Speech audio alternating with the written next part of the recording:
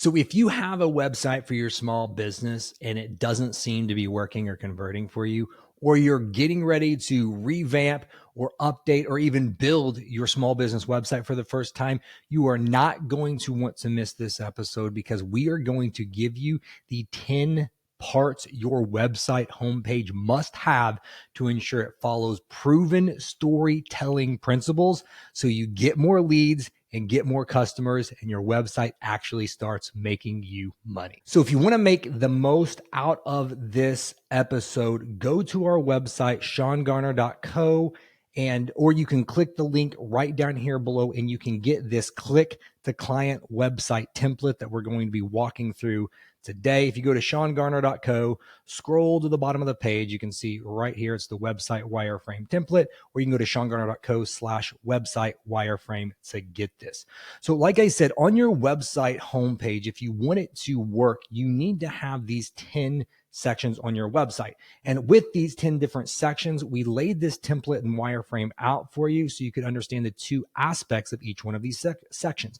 Number one is in my mind, one of the most important sections is the words. What words are you using on your website in order to draw customers in, to show them how you help them win?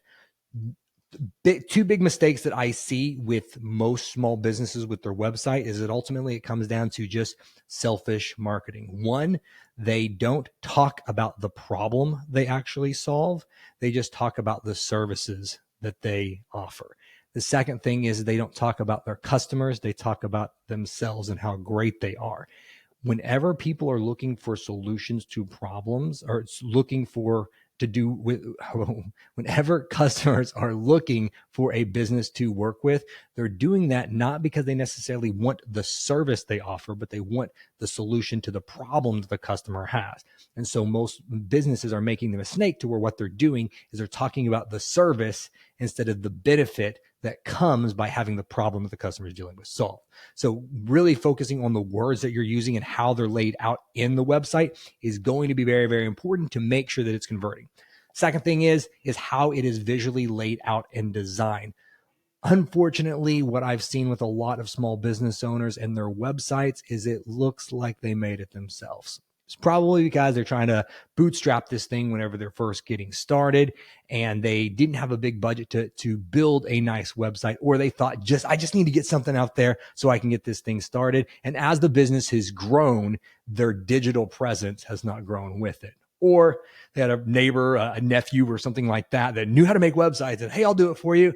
And unfortunately, it still looks like the lower quality. It doesn't represent what the business actually looks like. As the business grows, just like with your physical brick and mortar location, your digital location, your digital assets should be growing and reflecting that as well. Because a lot of your customers, this is going to be the first impression they have of your business. They've gone to Google, they were referred to you by somebody, so they type in your website, and how that presents them to how that website presents itself to them is ultimately that first impression that they're going to have of you. It's not how long you've been in business, all the amazing reviews and stuff that you have whenever they first land on here. They're not going to know that. They're not going to know your experience. They're only going to know what we allow them to see. It's why we want it to visually stand out from our competition. So let's dive into this guide and let's show you guys the 10 sections of the website that it must have if you want it to convert. So the first part of your website, which is the most important section, is what's called the header section. So the header section is everything that you see before you scroll. So for us right here on our website, seangarner.co, this is the header. It's everything that you see before you start to scroll.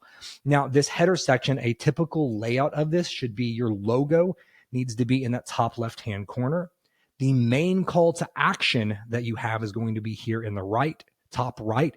And then we are going to repeat that somewhere here towards the center or in that bottom left-hand corner of the page, depending on how it's laid out. With your header section, this is the first thing that your visitors see. And it should quickly answer these three questions. What do you do? How do you make my life better? And what do I need to do to get it? People naturally read websites. They scan them. They're not going to read every single word that you put on there. So that's where website copy is not typically paragraphs. It's punchy, bullet point, attention grabbing things to quickly explain these things, because if it's nobody's going to read big blocks of text. Think how you read and scan a website. But how they also scan it, especially in this header section, is this Z pattern. So they're going to look at the logo on the top left, and they're going to look at the call to action, and they're just going to Z this pattern. So we want the logo for brand recognition, and hopefully there's like a tagline or something in the logo to where it's like, Half Moon Plumbing is going to be in the top left. So, oh, this is a plumbing website. So that's going to be in the top left. Then the next thing that we're going to have right here is your call to action. With your call to action, this is another big mistake that I see small business owners make. It needs to be clear and direct. It needs to clearly say what they need to do in order to do business with you. The worst call to actions that I can see is learn more or contact us. Nobody wants those things. If you do want them to contact you, make it even more direct. Call now and have the phone number so they click it. Nobody wants to contact us and click on a form and then fill out a form and have somebody contact them. Be very specific. Ours, for example, on our website is we want it to schedule a call. We know exactly what we want people to do. Book their appointment, book your assessment. Be very clear and direct about what you want to do. Don't use passive language. It shows that you're not actually confident in your service, and your customers are going to go to somebody that is clearly telling them what they need to do. The headline right here needs to really stand out about what your customers want. For example, dominate your industry for our business. Then the sub headline needs to clearly say what you do. For example, we are a story brand marketing agency for local business owners. And then we want to have either a picture, or I like to use a lot. If you look at a lot of the websites that we design, we do a lot of videos in the background. I like that, especially for local businesses, to show a little bit of life and personality of the different service area and stuff like that. But if you don't have a video, you at least want to make sure that it is a happy photo, nobody sad, happy photo of customers or the types of customers that you want to work with. Or if it's a personal brand only, then you can put a hero shot of maybe yourself on there. But typically we want happy customers, or I like personally using videos on there.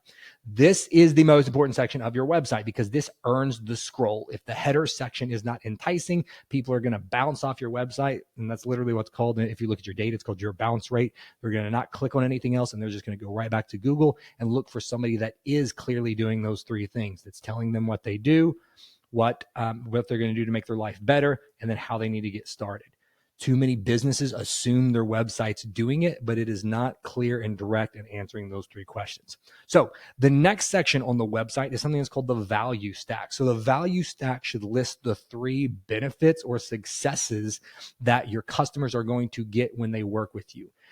You can do a couple of different things here. One, you could list like maybe your three main services here. I've seen we've done that a couple of times, but what I see work the best is when you list the three benefits they experience after working with you, or if they do decide to work with you.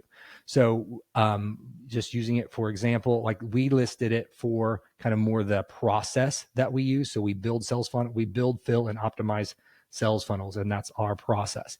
This website right here, for example, the benefit is boost your immune system, enhance your mental clarity, and recover quicker. So it's the benefits somebody's going to experience after work with this. Half Moon Plumbing, find permanent solutions, get clear upfront pricing, and restore peace of mind. Like that's the benefit that they're going to get, not necessarily the features, but it's benefits. Remember, you always want to tie with every feature that you have on your website. You always want to tie it to a benefit. So the thing that they actually get from it, not the feature of it.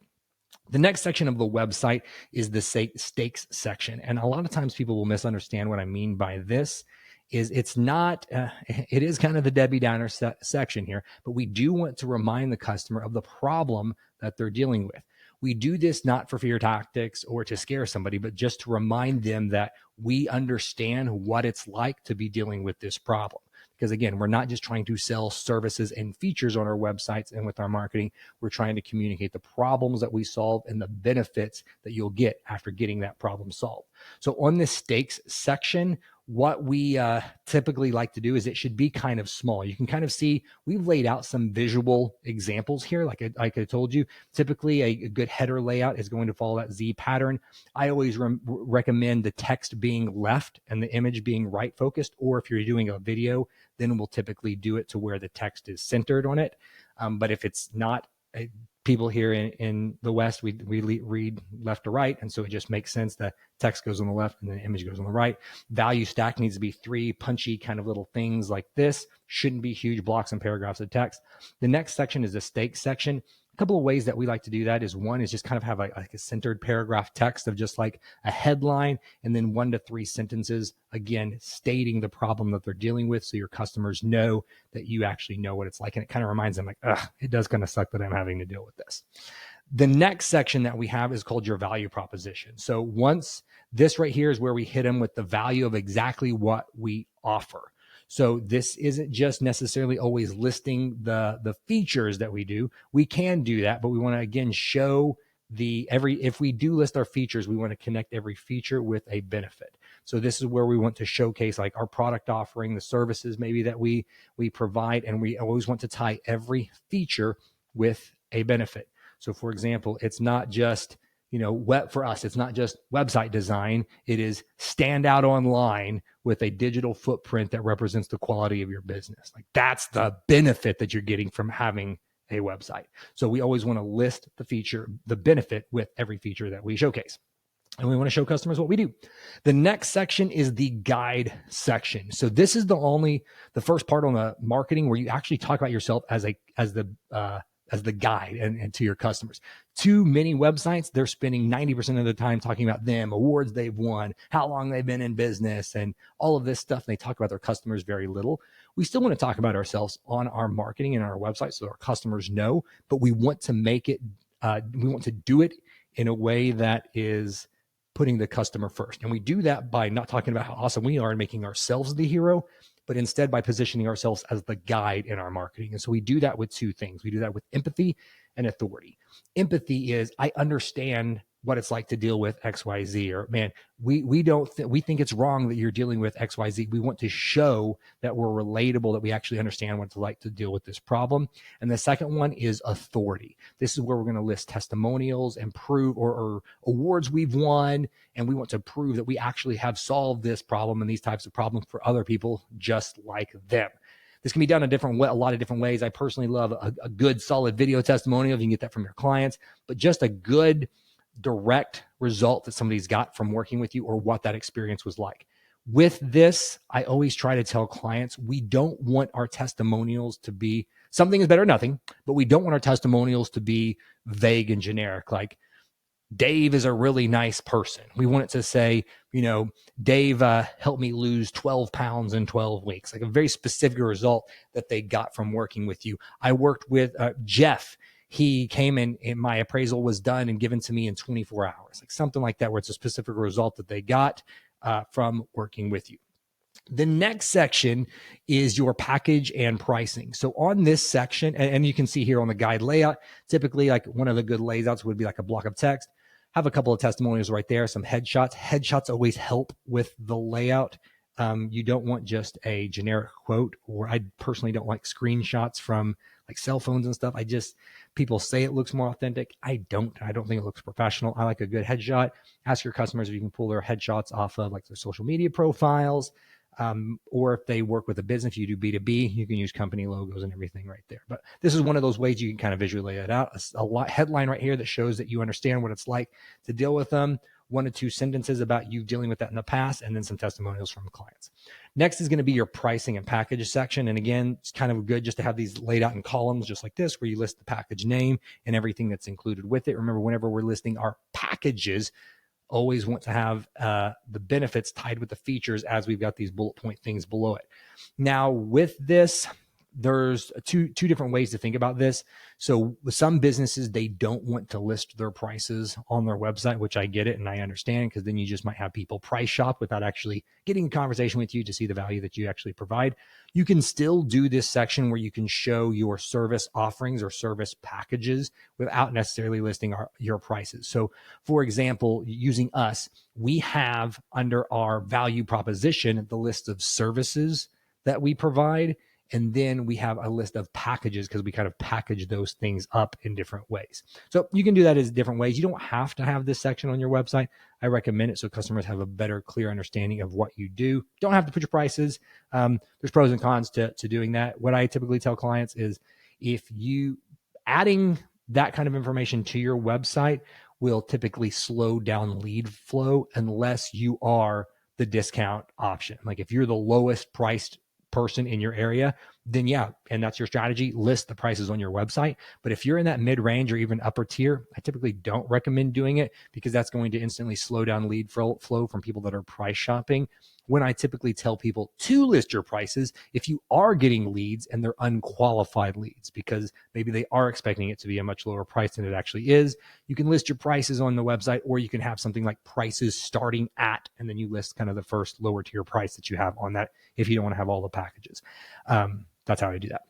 The next section is, in my mind, one of the most important sections on your website. I would rank this number 3 on the website. Number 1, I put the header. The second thing, I would put the guide. So that way people can see like social proof that you've actually done it. And 3 is the plan section. I love a good plan section. The plan section is the 3 steps typically that we want our customers or potential customers to take so they can get that problem solved and work with us. Typically it's going to be like, for us, it's going to be something like schedule a call, get your custom plan, achieve results. It's kind of a very simple 3-step plan. And even though that sounds really basic, it soothes the customer mind to know what the process is going to be to work with you. Like, for example, in customer's mind, like, okay, so maybe it's a home service company. Well, I've got to fill out this form. And then what's going to happen is somebody's supposed to call me, or am I going to call them back later? Like, what's the process? We want to be very, very clear. It's like, schedule your assessment. We come out to bid. Now you get your problem solved. With the 3-step process, how I typically coach people and walk them through to creating it is, number 1, the first step of the process should be your main direct call to action. What's the first thing they need to do to start getting the problem solved? Then the very last thing is, what does happily ever after look like, or that success benefit after they get the problem solved look like? And then fill in the gap right there in the middle. So they're going to reach out to you. They're going to book their appointment. Then they're going to feel amazing. Well, what's that second thing that you do? That you perform some type of assessment. You create them a custom plan. You help them to build this amazing thing. You fix the issue, whatever it is, you list that there. And that's typically the 3-step problem. With this, I typically like to use icons with this. And so our design team will make like custom icons for people, so it looks and it showcases their steps. But I like listing it out, step 1, step 2, step 3, so people know exactly what 3 steps they need to do to get that problem solved. The next section is called the explanatory paragraph. And so you kind of can see, we kind of have this ad lib thing right here that you can use as far as a good example to kind of create this. This section is for people like myself that are the SEOs. So on our website copy, we want to be able to add all the copy to make sure that we are getting the keywords inside of it, because most of this website, whenever you look at it, is bold, punchy, chopped up headlines, bullet points, and stuff like that. So it's easy to scan and get all the information. This explanatory paragraph section is where you can dump in all the copy. If you have a ton of copy on your website, again, people aren't going to sit there and read it. So visually, you can do a couple of different things where there's maybe like a read more section to where people can have something where it's like a pop out like this FAQ where it kind of opens up a little bit more and they can read more on the website. I'll show you an example here of what that might look like. So right here, they can click read more and it opens up the rest of the text. You can do that visually on that, which I think makes a better user experience. You don't want huge blobs of text on the website.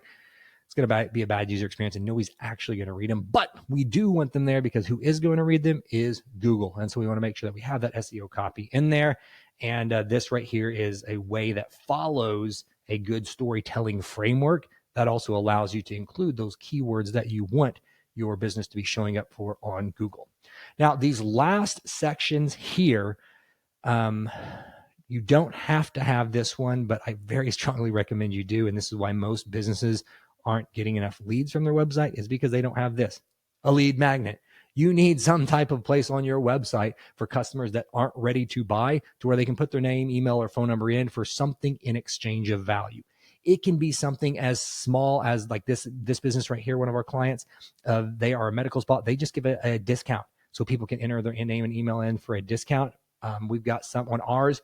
We've got tons of lead generators. We've got the marketing domination checklist. We've got the free marketing report. We've got the Google review scripts that we send out. We got the website wireframe template that we're going over. We've got tons of things that we give that are very valuable just in exchange for people's email or cell phone number, depending on your business, so we can follow back up with them. Because if the only option you give people on your website is to buy from you, you are going to limit your sales because you're going to eliminate your potential to follow up with prospective people that have landed on the website that just weren't ready then. So definitely recommend having a really good lead magnet on your website. These are super simple to generate. It doesn't have to be anything fancy, especially if you're starting off, but you just want to have something of value. That the lead generator should do three things. It should give them value, like a quick win. It should have a clear, catchy title, and it should position you as an expert guide so people want to work with you. After they download this, you're going to then in the back end, hopefully plug them into your email marketing tool or your CRM. So that way you can drip out some emails to them. So stay on top of mind. So whenever they are ready to buy, they think of you. The last section right here is called your footer, or just kind of honestly your junk drawer. So if you look at these websites on this template, it kind of shows a little bit. We personally don't put a ton of menu links in here. I don't like websites that have heavy menu links. Like on our website, for example, we've got these three right up here.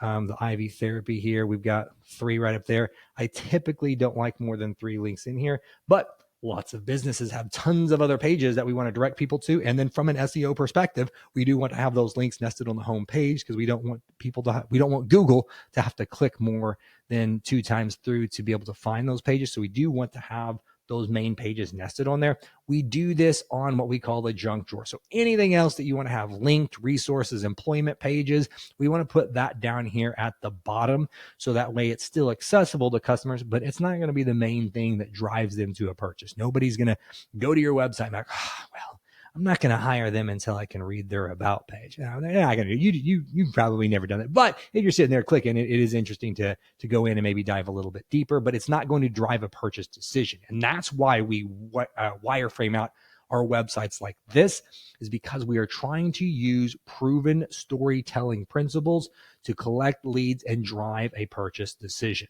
Your website, if it is set up properly, it should be set up as a digital storefront sales associate for you. It shouldn't just be an advertisement where people can come on there and see pictures about you and hear how long the company's been in business.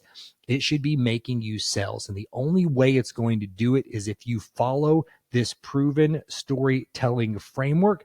So that way you can convert your prospects into customers, and then ultimately turn them into super fan customers for life. So guys, go online and download this from our website. Go to seangarner.co/website wireframe, or scroll to the bottom of the page and click the website wireframe template. Enter your name and email. We'll send this guide over to you. Follow along with this on your own website that you currently have, so you can see what sections that you're missing, or as you're starting to sketch out your new website, what sections that you need to add into there. Or if you don't want to mess with this and you want us to design an amazing website for you that makes you stand out from your competition so you can dominate your industry, go to our website, seangarner.co, book a call with myself so we can dive deeper into your business. We can hear what goals that you have, your vision that you have for your business, and we can make it come to life so you can stand out online. Thanks for watching, guys, and have an awesome day.